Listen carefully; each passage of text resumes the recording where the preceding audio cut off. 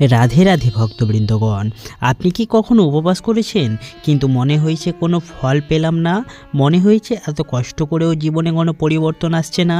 তাহলে হয়তো আপনি উপবাস করেছেন কিন্তু সঠিক নিয়মে নয়। শাস্ত্রে বলা হয়েছে ভুল উপবাস করলে পুণ্যের বদলে পাপও হতে পারে। কিন্তু প্রশ্ন হলো, সঠিক উপবাস আসলে কি, না করলে কি ক্ষতি হয়, আর কোন ভুলগুলো আপনার সব পুণ্য নষ্ট করে দিচ্ছে? আজকের এই ভিডিওটিতে আমি আপনাকে এমন কিছু সত্যি বলবো যেগুলো জানার পর আপনি আর কখনো ভুলভাবে উপবাস করবেন না। তাই ভিডিওটি শেষ পর্যন্ত দেখার অনুরোধ রইল, কারণ এই ভিডিওটি যদি সম্পূর্ণ শেষ পর্যন্ত দেখেন তাহলে আপনার মনে আর কোনো প্রশ্ন থাকবে না। আর আমাদের চ্যানেলে নতুন হয়ে থাকলে অবশ্যই চ্যানেলটিকে সাবস্ক্রাইব করবেন, ভিডিওটিতে একটি লাইক দিয়ে ভিডিওটিকে পরিচিতদের সাথে শেয়ার করে দেবেন যাতে তারাও নির্ভুলভাবে উপবাস করতে পারেন। আর কমেন্ট বক্সে ভক্তি ভরে লিখে দিবেন রাধে রাধে। চলুন শুরু করা যায়। আমরা অনেকেই ভাবি উপবাস মানে শুধু না খেয়ে থাকা, কিন্তু সত্যি কথা হলো উপবাস মানে না খাওয়া নয়। উপবাস শব্দটা এসেছে উপ এবং বাস থেকে, যার মানে হলো ঈশ্বরের কাছাকাছি থাকা।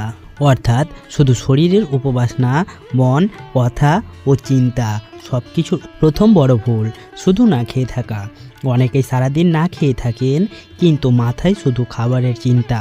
সন্ধ্যা হলে কি খাবো, আজ ফল খেয়ে নেব, কাল ভালো করে খেয়ে নেব।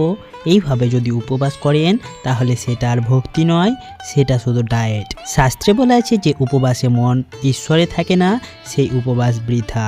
ধরুন আপনি উপবাস করেছেন কিন্তু সারাদিন রাগ করেছেন, খারাপ কথা বলেছেন, অন্যকে কষ্ট দিয়েছেন, তাহলে কি সেটা উপবাস?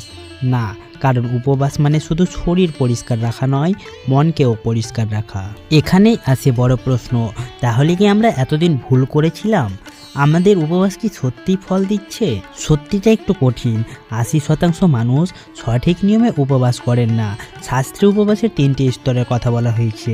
প্রথমত শরীরের উপবাস, না খাওয়া বা নির্দিষ্ট খাবার খাওয়া। দ্বিতীয়ত মনের উপবাস, খারাপ চিন্তা বন্ধ করা। এবং তৃতীয়ত আত্মার উপবাস, ঈশ্বরের সাথে সংযোগ। এই 3টা একসাথে না হলে উপবাস সম্পূর্ণ হয় না। চলুন আপনাদের একটি বাস্তব গল্প শোনাই। একজন ব্যক্তি প্রতি একাদশীতে উপবাস করতেন কিন্তু সবসময় রাগ করতেন, ঝগড়া করতেন। বছরের পর বছর উপবাস করেও তার জীবনে কোনো পরিবর্তন আসেনি। একদিন একজন সাধু তাকে বললেন, তুমি উপবাস করছো না, তুমি না খেয়ে শুধু থাকছো। এই কথা শুনে তিনি নিজের ভুল বুঝতে পারেন এবং পরের উপবাসে তিনি মন শান্ত রাখলেন। কয়েক মাসের মধ্যেই তার জীবন বদলে গেল। উপবাস ভুল করলে কি হয়? পুণ্য কমে যায়, মানসিক অস্থিরতা বাড়ে, জীবনে বাধা আসতে থাকে। তাহলে এখন প্রশ্ন হলো, শুধু উপবাস করলে হবে না, কিন্তু না করলে কি হবে? শাস্ত্রে কি সত্যি বলা আছে উপবাস না করলে ক্ষতি হয়? চলুন এবার ধীরে ধীরে জেনে নেব উপবাস না করলে কি ক্ষতি হয়। শাস্ত্রের ভয়ঙ্কর সতর্কবার্তা। আপনি হয়তো ভাবছেন উপবাস না করলেও তো কিছু হয় না, অনেকেই তো করে না, তারা তো ভালোই আছে। কিন্তু সত্যটা এত সহজ না। শাস্ত্রে কিছু কথা আছে যা শুনলে আপনি হয়তো অবাক হয়ে যাবেন। প্রাচীন ধর্মগ্রন্থে বলা হয়েছে যে ব্যক্তি নিয়মিত উপবাস করে না তার মন ধীরে ধীরে ভোগে ডুবে যায়। অর্থাৎ মানুষ বুঝতেই পারে না কখন সে শুধু ইচ্ছা, লোভ আর ভোগের দাস হয়ে গেছে। উপবাস না করলে মনের ওপর প্রভাব। উপবাস শুধু ধর্মীয় নিয়ম না, এটা একটা মাইন্ড কন্ট্রোল প্রসেস। যখন আপনি উপবাস করেন আপনি নিজের ইচ্ছাকে নিয়ন্ত্রণ করতে শেখেন, নিজের মনকে থামাতে শেখেন। কিন্তু যদি আপনি কখনোই উপবাস না করেন আপনার মন ধীরে ধীরে দুর্বল হতে শুরু করে, ছোট ছোট প্রলোভনেও আপনি হার মেনে যান।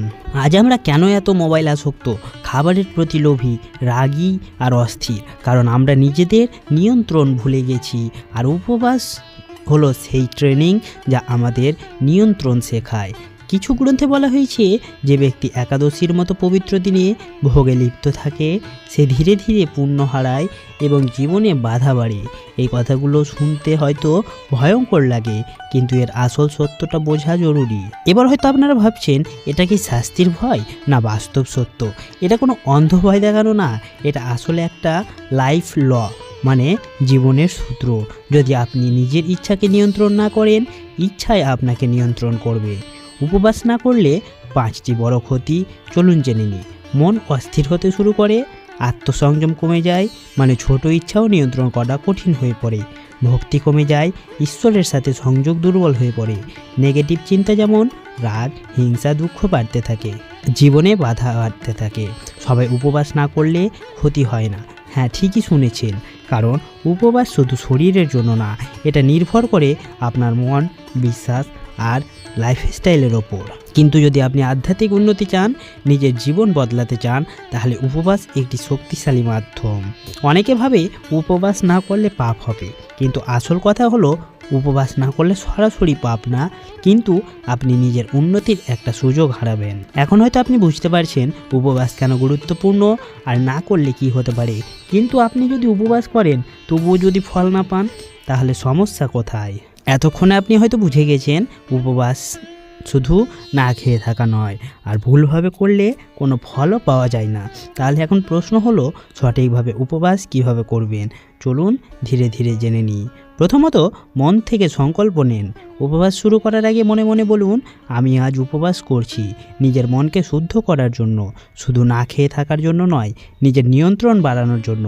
এটাই উপবাসের আসল শুরু। সকালে উঠে স্নান করুন, পরিষ্কার কাপড় পরুন, একটি শান্ত পরিবেশ তৈরি করুন, এতে মন নিজে থেকেই শান্ত হয়ে যায়। তারপর নাম জপ করুন, প্রার্থনা করুন, ধর্মীয় কিছু শুনুন বা পড়ুন, অন্তত 15 থেকে 30 মিনিট। এতে আপনার মন খাবার থেকে সরিয়ে ঈশ্বরের দিকে যেতে শুরু করে। কিন্তু সমস্যা হলো, সবাই একভাবে উপবাস করতে পারে না।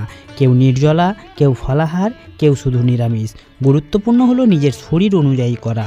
অসুস্থ হলে জোর করে উপবাস করা ঠিক না। সন্ধ্যায় কৃতজ্ঞতা ও পালন। উপবাস ভাঙার আগে প্রার্থনা করুন, ঈশ্বরকে ধন্যবাদ জানান, তারপর হালকা খাবার দিয়ে উপবাস ভেঙে দিন। কিন্তু যদি আপনি এই ভুলগুলো করেন, তাহলে আপনার সব কষ্ট বৃথা হয়ে যেতে পারে।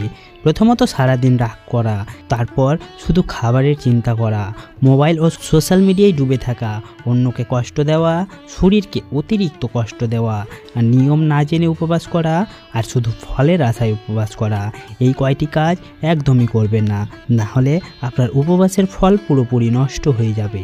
উপবাসের আসল শক্তি খাবারে না, আসল শক্তি হলো নিয়ন্ত্রণে। যেদিন আপনি নিজের রাগ নিয়ন্ত্রণ করতে পারবেন, নিজের ইচ্ছে থামাতে পারবেন, সেদিনই আপনার উপবাস সফল। ভক্তবৃন্দগণ, উপবাস কোনো বাধ্যবাধকতা নয়, এটা একটা সুযোগ নিজেকে বদলানোর, নিজের মনকে শক্ত করার আর ঈশ্বরের কাছে যাওয়ার। আজ থেকে যদি আপনি সঠিকভাবে উপবাস করেন, তাহলে শুধু পুণ্যই নয়, আপনার জীবনও বদলাতে শুরু করবে। যদি আপনি সত্যিই নিজের জীবন বদলাতে চান, তাহলে এই ভিডিওটি সেভ করে রাখুন আর পরের উপবাসে এই নিয়মগুলি মেনে চলুন। আর কমেন্টে লিখতে ভুলবেন না আপনি আগে কিভাবে উপবাস করতেন। আমাদের চ্যানেলে নতুন হলে অবশ্যই চ্যানেলটিকে সাবস্ক্রাইব করবেন, ভিডিওটিকে লাইক দিয়ে ভিডিওটিকে পরিচিতদের সাথে শেয়ার করে দেবেন, যাতে তারাও নির্ভুলভাবে উপবাস করতে পারেন। এবং কমেন্ট বক্সে অবশ্যই ভক্তি ভরে লিখে যাবেন, রাধে রাধে। ধন্যবাদ।